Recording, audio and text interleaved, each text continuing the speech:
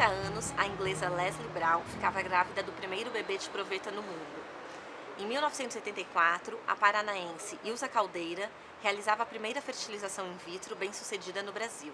Nessa entrevista exclusiva a Crescer, elas contam sobre a experiência pioneira e como tiveram suas filhas com a ajuda da ciência.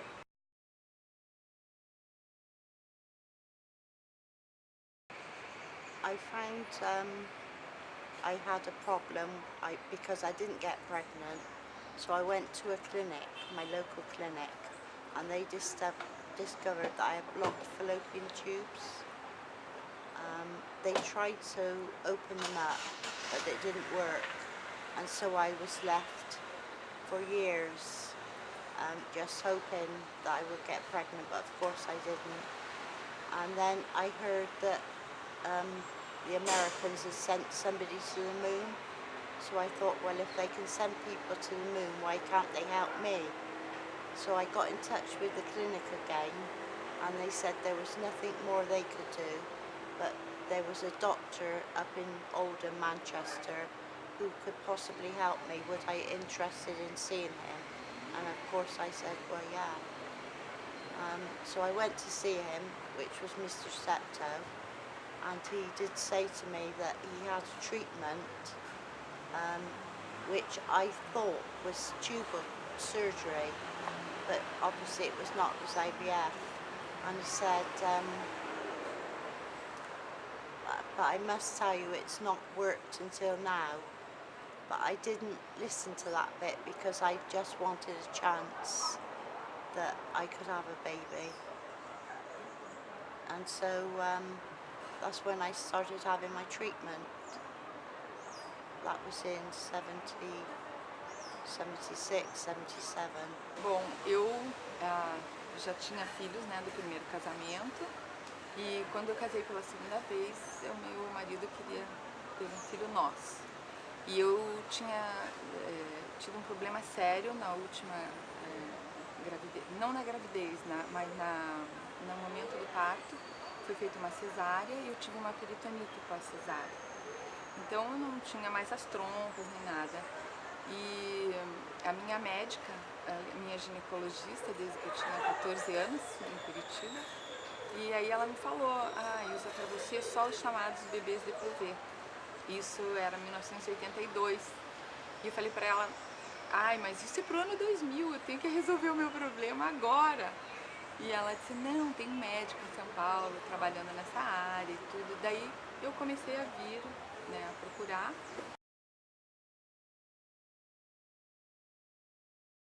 Well, even before I started the treatment, I was very afraid. I don't like needles, and obviously there was a lot of needles involved.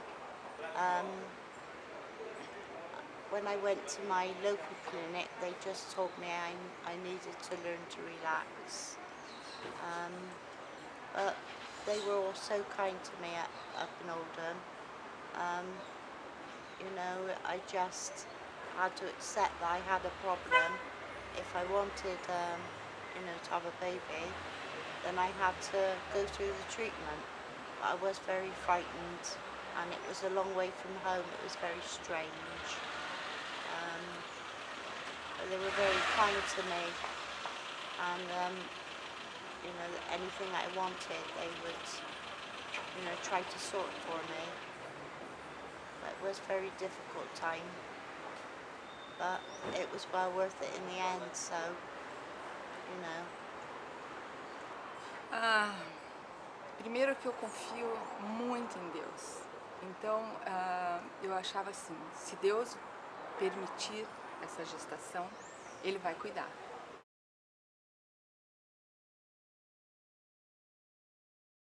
I went to the theatre and Louise was born at 11:47 at night, and I can't remember, obviously the next day.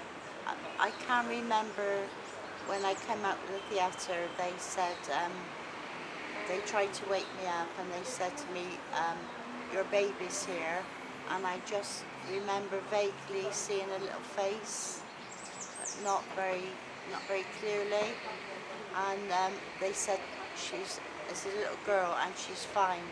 So I closed my eyes and I went to sleep because I thought, well, you know, everything's okay. A emoção de ver a carinha dela foi muito grande, porque eu nunca quis saber o sexo da criança. Tudo foi surpresa e foi muito gostoso ver a Ana nascer. Independente de ser o primeiro de fertilização in vitro ou não. Ela, a presença da criança, é indiscutivelmente a coisa mais gostosa que a gente podia ter. E o primeiro dia, assim, foi mais gostoso ainda, porque daí a família já estava junto, todo mundo curtindo, todo mundo aproveitando, e foi realmente, foram momentos muito especiais, né? A imprensa, claro, não desgrudou mais, porém, a Ana nunca teve assim um momento em que eu pegasse ela, agora filha, vou te contar uma história. Não, ela acompanhou, porque com essa mexida toda da imprensa e tudo, as mulheres que não podiam ter filhos me ligavam muito e escreviam cartas, e com isso ela foi acostumando a ouvir, sabe? Ela perguntava, mamãe, quem era? Ah, eu falava, era mais uma mamãe que quer ter o seu bebezinho e queria saber como é que você está e tudo. E isso, então não teve um momento, entendeu? Ela até tem uma parte muito interessante, porque quando a gente ia na casa dos outros, ela dizia, mamãe, pede o álbum de fotografia. Daí eu pedia e vinham os álbuns normais, né, convencionais. Ela dizia, não, iguais os meus, porque as revistas, ela considerava os álbuns dela.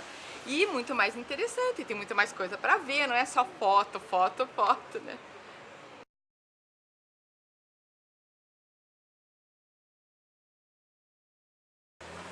Well, there's lots of clinics now. When I was, you know, when I had my problems, there was no clinics, there was nowhere, as far as I knew. I think everybody should have the right to, if they have problems, to have some treatment. Everybody. It would be nice if everyone was as lucky as I was. Bom, existem limites que a própria natureza impõe, né? Ou seja, você não vai querer criar uma criança quando você tiver 50 anos, 60 anos.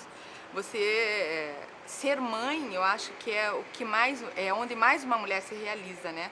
No momento em que você é mãe, parece que o mundo tem cor, tem sabor, tem cheiro, tem tudo, é fantástico.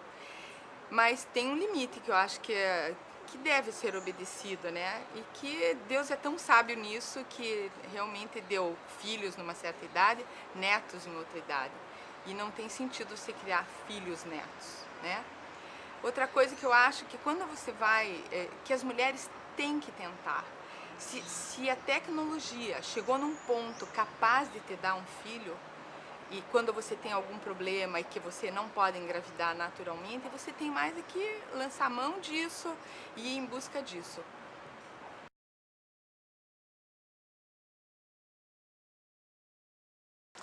Hoje, a possibilidade de ter filhos através de células-tronco está por chegar.